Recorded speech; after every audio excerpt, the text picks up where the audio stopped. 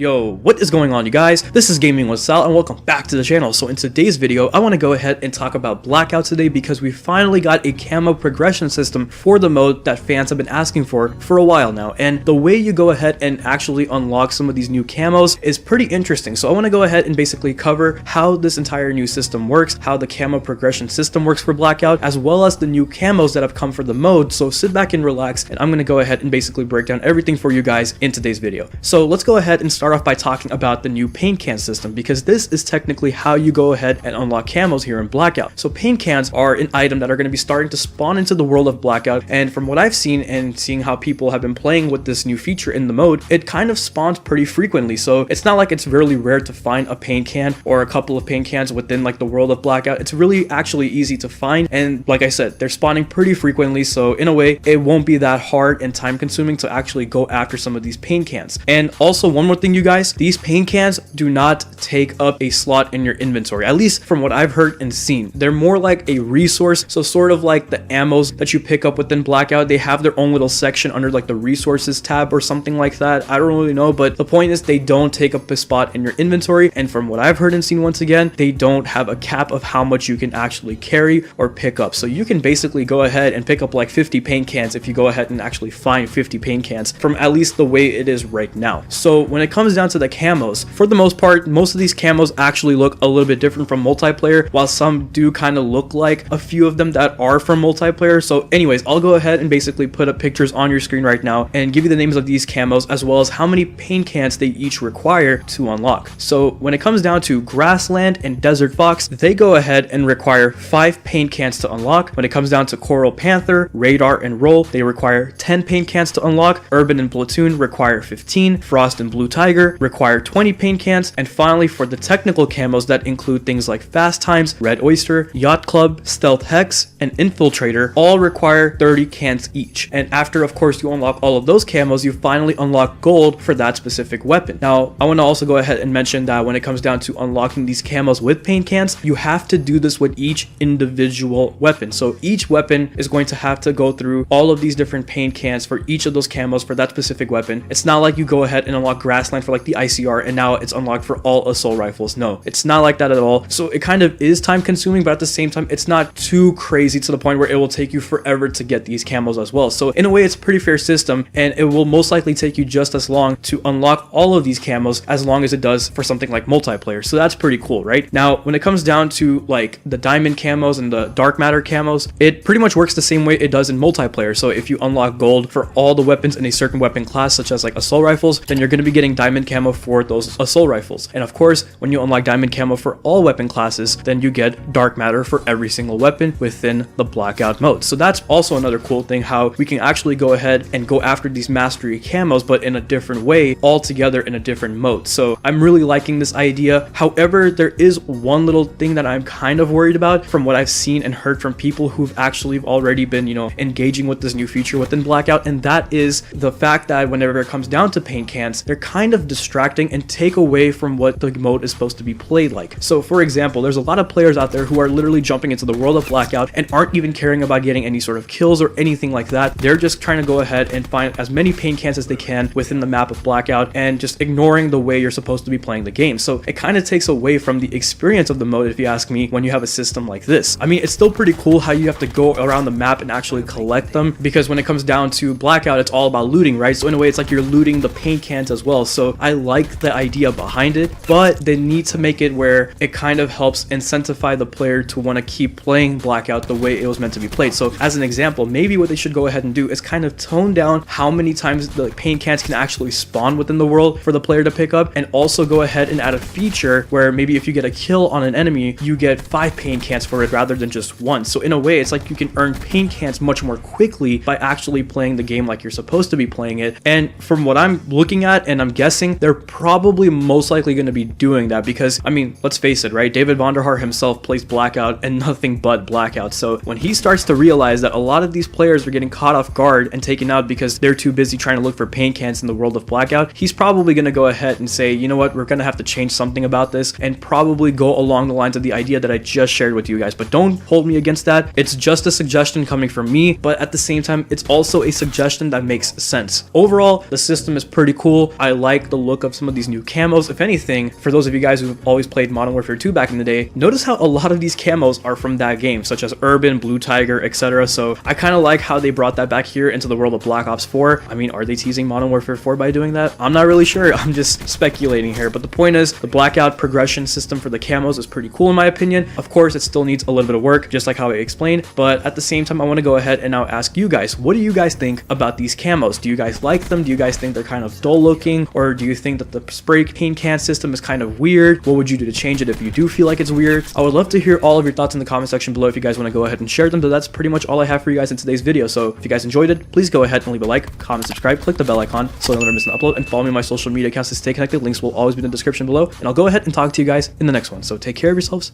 and bye.